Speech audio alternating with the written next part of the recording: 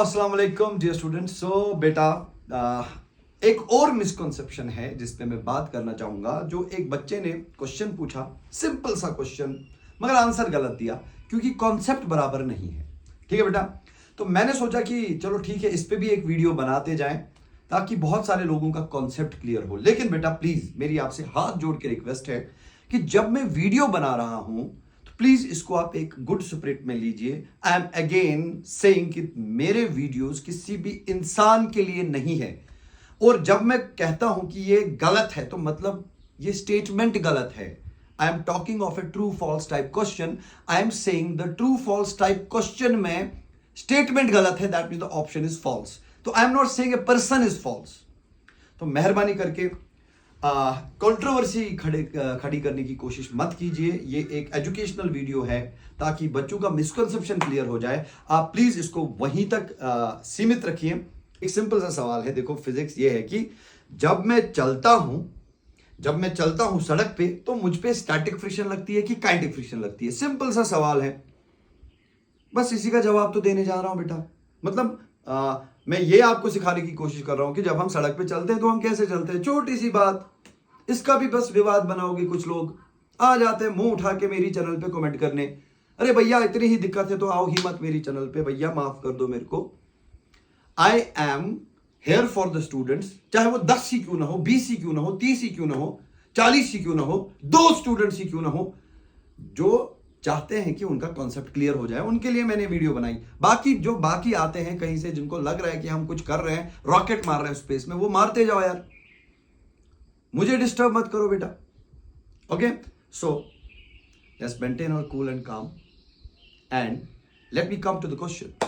The question is, जब मैं सड़क पे चलता हूं मुझ पे स्टैटिक फ्रिक्शन लगती है कि काइनेटिक फ्रिक्शन लगती है? So actually the question that has been asked in the competitive exam was, when a man is walking on the road, kinetic friction is acting on the man. Is it a true or a false statement? I am saying beta, ये statement गलत है. It is a false statement. The correct option is false.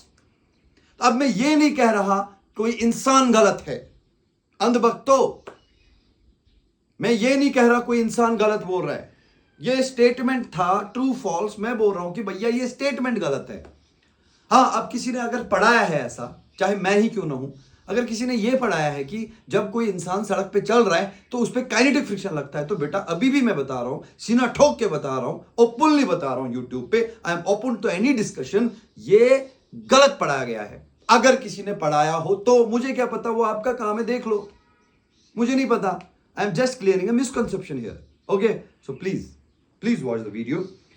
जब मैं चलता हूं, आप लोगों को लगता है कि सर मोशन में है, मोशन में आ गए तो काइनेटिक फ्रिक्शन लगा। लेकिन बेटा फिजिक्स में अक्सर जो दिखता है वो होता नहीं है।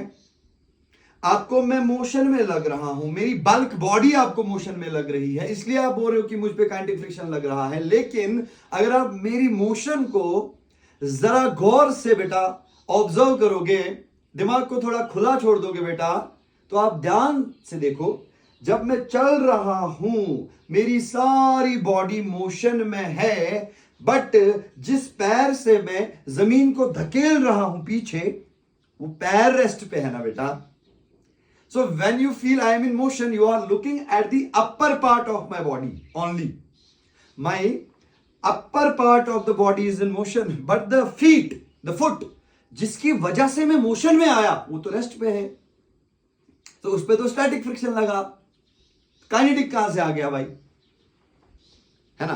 तो the statement when you walk kinetic friction acts on you, it is completely false. In fact बेटा इतना ही नहीं, मैं 2 कदम आगे जाऊंगा, मैं बोलूंगा भैया चलने के टाइम अगर मुझ पे काइनेटिक फ्रिक्शन लगता ना, मैं चल ही नहीं पाता, मैं गिर जाता।